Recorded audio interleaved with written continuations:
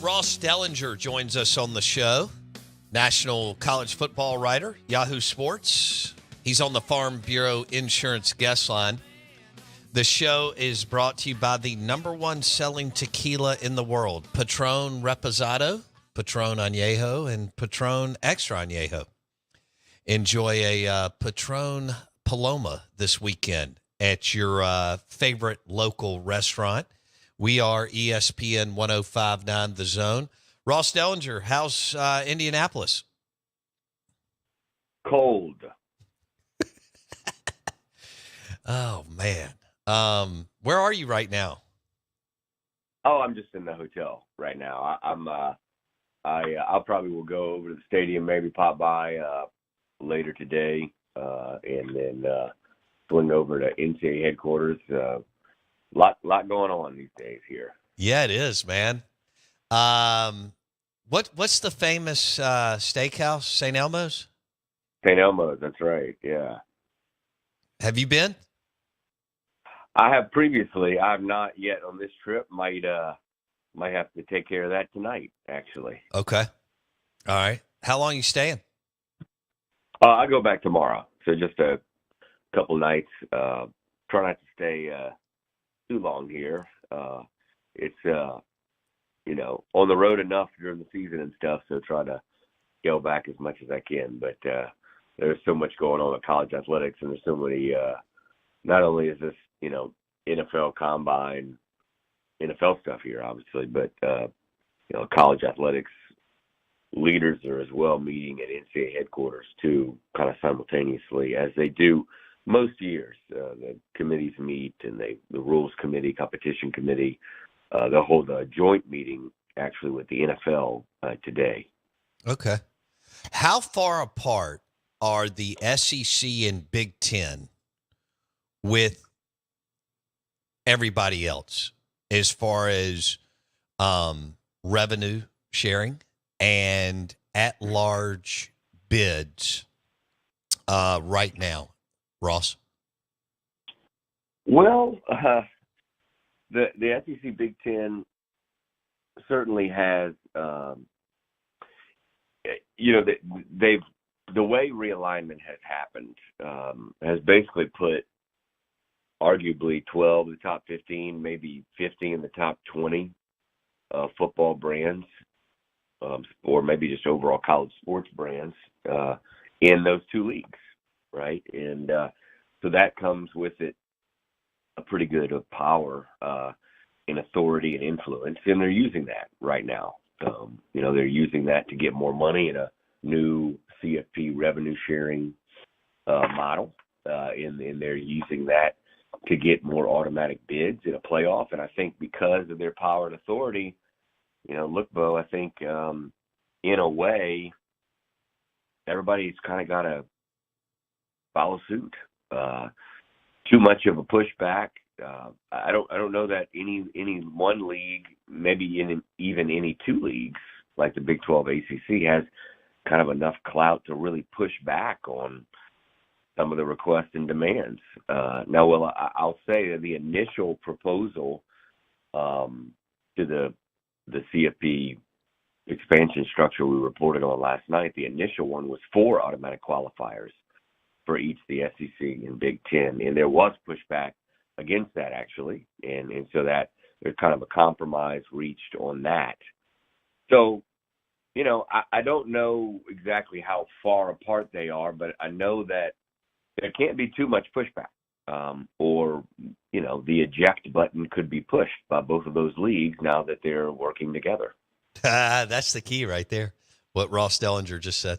Now that they are working together, they were not, but Greg Sankey and Tony Petitti, heck, they may have a joint house in the Bahamas for all we know, shared together, owned together. All right, Ross Dellenger, Yahoo Sports.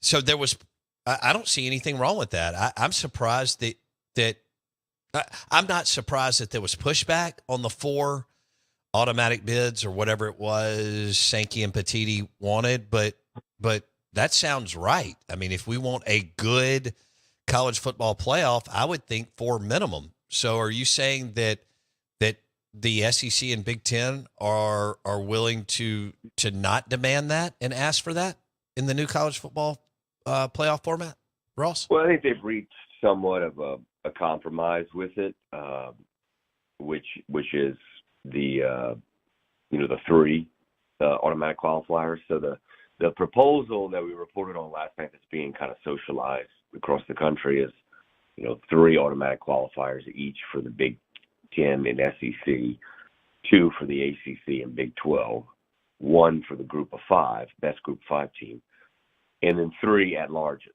That's a 14-team bracket where you have two byes, and you have three at large and basically 11 automatic qualifiers. So that's kind of like where they're at. It's not final, certainly, and I think we'll know a lot more over the coming days on how close that is to being final and done. But that's kind of where they've ended up after conversations over the last week and a half. Okay, so if you had to bet $100 at a casino today, where do you think? How many teams? And do you think it's the breakout that you just gave us? Yeah, I mean that's I would imagine that that's the one. Yeah, if there's any one, then that is probably the one. That's the one being circulated the most. Seems to be somewhat of a compromise there. It's kind of, in a way, it's good all around. I think you could view it. Each league could probably view it as a benefit in some way. The Group of Five, just the fact that they have an automatic berth, right? They should probably be running to that. I think. And then you look at the Big 12 and ACC. I don't. You'd have to go back and look. I don't know how many times the second best Big 12 or ACC team has finished in the top 14. So it's probably not as often as you think, especially for the current setup of the Big 12. So I think that they should probably, it's a pretty good deal for them too. And then SEC, Big 10, obviously, to have your top three in the standings move on to the playoff is certainly pretty huge. Huge for recruiting and huge value, revenue, and plus each team believes that they can, out of the three at large, they can grab probably have one each. Right. Yeah. So you're talking about potentially 8 of 14 being Big Ten SEC teams. That's probably on average what will happen. Okay. So you're confident this thing? How confident are you this thing gets done? Fairly confident. I'll be honest. I kind of I held on to the story before reporting it last night for a little while because I before you don't want to put something out there that isn't as far along in the process and might have a chance to completely collapse, which it still does. It still has a chance to collapse, but I think it's far enough in the process where multiple groups of athletic directors in individual conferences have been briefed on the matter. That's usually a pretty good sign that this is pretty far along on the way to being adopted. Okay, so for our listeners, 14 teams, 3 automatic from the SEC and the Big Ten, 2 automatic from the Big 12 and the ACC. I think that's a gift.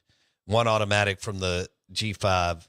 And I'm going to ask Ross about that in a minute. And then 3 at large. You would think SEC is going to get in 4 every year, possibly 5.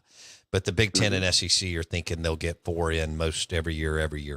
Does it not make more? So does that one bid for the G5 make enough money to where it doesn't make sense for them to have their own 12-team playoff that people would get excited about? I mean, the junkies and gamble on, and they could get their own TV deal because live sports is still, people want it. They want the scoreboard. They want to see who won. But does that not make sense financially, Ross? If you talk to folks in the G5, many of them, they will say that it does not financially make sense. Okay. And I've actually wrote about this last week, and it's been the NIL NIL has kind of grown the gap between the Power Four and the Group of Five, and it's to the point where I think folks are seriously thinking about, hey, we should have our own playoffs. The problem is the value with that, TV value with that. Yeah, I just don't know that it's there when you talk to people. And you look, everybody wants to play with the big boys, right? And doesn't want to be relegated in some way. And so I think that's as well part of this. They get the G5. Well, every team basically that gets into the playoff gets $4 million. $4 million is the current structure. So $4 million will go to each team that makes it into the playoff, that qualifies. So that's $4 million for the Group of Five, whatever Group of Five conference that team is from. And not only that, but as for base distribution, each Group of Five team gets about $1 million. And you might be kind of seeding all of that if you'd start your own. Ross Dellenger, Yahoo Sports on the Out of Bounds show. He's been all over this for a long time as we're looking at a new, I think, 14-team playoff. What are they going to do about, so I saw your post, an article, what are they going to do about moving up the bowls, and what are they going to do about the Army-Navy game? Because I see your quote. They want America's game to be a standalone on that Saturday. But then I see the quote, "We are not moving the game."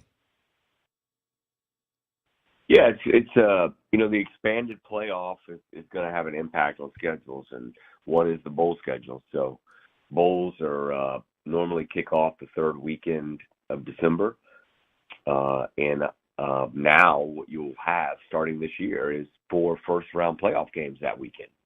You'll have one that Friday night, and then you'll have 2 that Saturday. I think it's the 21st maybe of December this year. Well, to avoid to expand the TV windows and avoid conflicts with playoff games, they're talking about moving the start of bowls up a week. So if you do that, obviously you'll be playing the second weekend of December when Army-Navy is. So that could impact Army-Navy standalone window, and certainly stakeholders at Army and Navy and the American Conference are pushing back on that. And I think what probably ends up happening is the bowls do move up, and they'll probably start that early weekend, that early window, and they will, they could overlap with Army-Navy that Saturday. But what might happen is they might arrange them that day to where the window stays open for Army-Navy, at least that 3.5 hour window. Okay. And then if we get the signing day, if they move the signing day to 3 signing days, one at the end of June, the first Wednesday in December, and February, do you think that's happening? Yeah, I think so. It's a little complicated. Signing day gets a little more complicated on the approval process. The conference commissioners solely control the signing day, and so right now, I think in meetings right now here in Indy, they are meeting. I think finalizing what you'll probably see is a recommendation from the NCAA football oversight committee. Now, the oversight just makes a recommendation to the commissioners. They control it all. And I think you'll see a recommendation probably for those 3 dates. There'll be 3 signing days. June, the Wednesday before conference championships, which was the old early signing period, will move up to that point. And then February. So you'll have 3, and that will be the recommendation. Again, I don't know that everybody agrees with that June date. In fact, Greg Sankey told me last week the SEC is against that summer signing period, that June date. And again, the SEC, Greg Sankey sit on that commissioner group, so they're going to have to approve that or disprove that. So there'll be some debate there on that June date. Do you think eventually we'll just have 2 super leagues? Well, or we basically have 2 super leagues now, but I mean more official with some more poaching or realignment or however you want to frame it up, Ross? Yeah, I mean, it kind of depends on, all eyes in a way are on the ACC, right? Does the ACC go the way of the Pac-12? If that happens, you'll have three. In a lot of ways, you may have three super leagues, right? You may be left with the Big 12, Big 10, and SEC. So there's that. The ACC in the future, the ACC could determine a lot of that. Florida State's obviously trying to leave the league. I think they're probably paving the way for others to potentially follow as well. So what happens with the ACC will tell us a lot about kind of the future landscape of college athletics and how the conferences look. Do you think Florida State's this is going to happen and they're going to do it regardless of what they have to do financially? Yeah, probably so. I mean, it's tough to kind of use an analogy. You kind of kicked in the door, so putting back the door on the frames and walking back in the house is probably not going to work. It's probably something that's not going to happen. So they're whether they have to pay $100 million or $300 million, whatever, they'll probably end up finding a way out in some way, because I can't imagine them just returning and everything being happy-go-lucky. And give me a timetable on Clemson leaving as soon as they know that Florida State it has found their window or negotiated a buyout. 5 minutes? Yeah. I mean, Clemson has been a little more patient, obviously, in North Carolina too, Miami, a lot of those teams, NC State, Virginia Tech were kind of in that group too in last spring that were trying to find an exit kind of plan out of the ACC and out of the ACC TV contract. So a lot of them could follow suit, I think.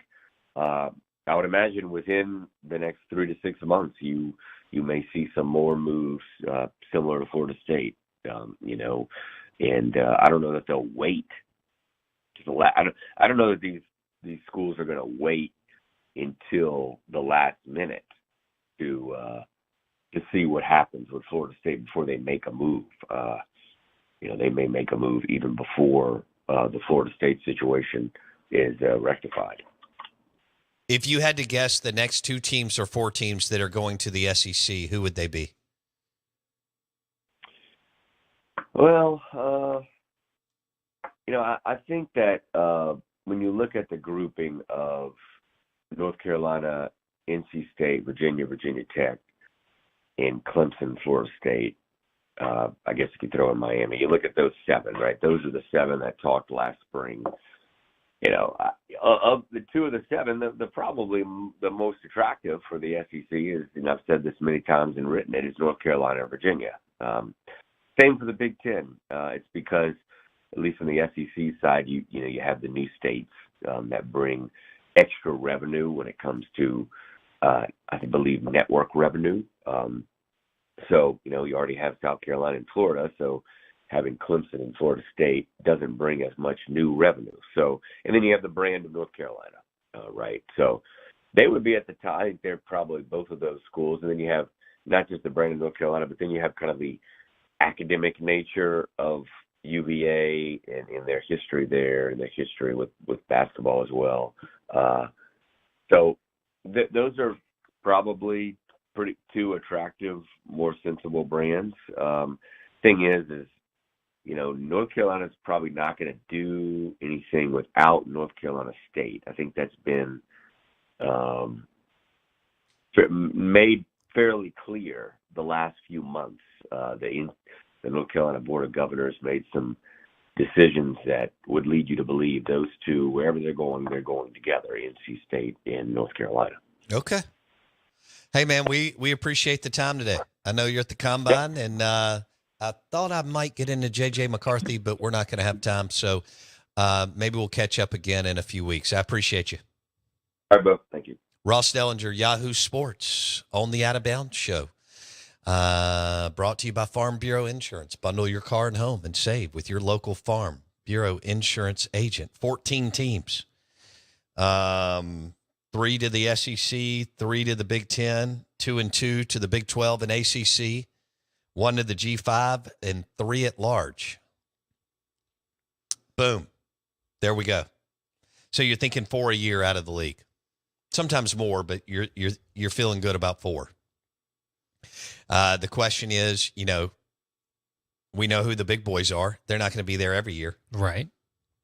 And so Ole Miss, Mississippi State, Arkansas, Tennessee, South Carolina, Oklahoma will now fit in that. They don't see it, but they will fit in that kind of tier of in and out, depending. Like Ole Miss is riding high. They're at the highest, they've been. So they kind of left a tier. Sometimes you're up and you're back down. Mississippi State's in a rebuild. Arkansas is in, I don't know what they're doing. No man's land, whatever. Tennessee's up and down. I'm trying to get a read. I like Heupel. We feel like Freeze will have some big moments, right? At least one, 1 or 2 if he's at Auburn for 6 years. That's a long time, by the way. Yeah. Oklahoma could jump up and do it. But those teams, Ole Miss, Oklahoma, Arkansas, MSU, Tennessee, Auburn, South Carolina, and it just depends on kind of what's going on. I know Tennessee and Auburn are slightly better and bigger, Oklahoma, but I still think that Oklahoma is the one that's going to come back, really get knocked down a couple of pegs, but they're still capable of throwing up a 9-3 year and making this 14-team playoff at some point if they have all the stars aligned, kind of like where Ole Miss is right now. And Missouri, I don't know how long this is sustainable, but I give them credit, what Drinkwitz has done. First of all, their quarterback's a bad dude. He may be the best in the conference. I don't know. It could be Dart. It could be Carson Beck. It could be Quinn. But, dude, Cook can ball. But I don't know. I give them credit, though. They were kind of dead man walking a few years ago. Now they resurrected the program. All right. Let's talk about kind of where to watch the games this weekend. The Keg House. The Keg House, Jason, is on Highway 51. They have 41 beers on tap. Southern Prohibition, Key City, Kona, Stella, all kinds of good stuff. I went by and got their game day pretzel this week, and they have what they make. They have a basically beer mustard and beer cheese that you can dip it in. Yum. And Wendy loves a good, game day pretzel. She said it was the best she'd had. I thought it was amazing. I also tried their gumbo, and it was delicious. The guy beside me ordered a muffaletta, big time. Also, sister property is Barley's Beer Barn, which is a great selection of beer. It's on Highway 51, too, just north. Up there where your future in-laws live. So the Keg House, right by Casadora's, Highway 51, TVs, 41 beers on tap, including Key City and Southern Prohibition and Urban South, among others. The Keg House is one of the places to go for college hoops and baseball. You got baseball this weekend. Hey, if you missed anything, and we've got a lot on it, Apple Podcast or Spotify, search Out of Bounds with Bo Bounds. Hit subscribe. Thanks for listening.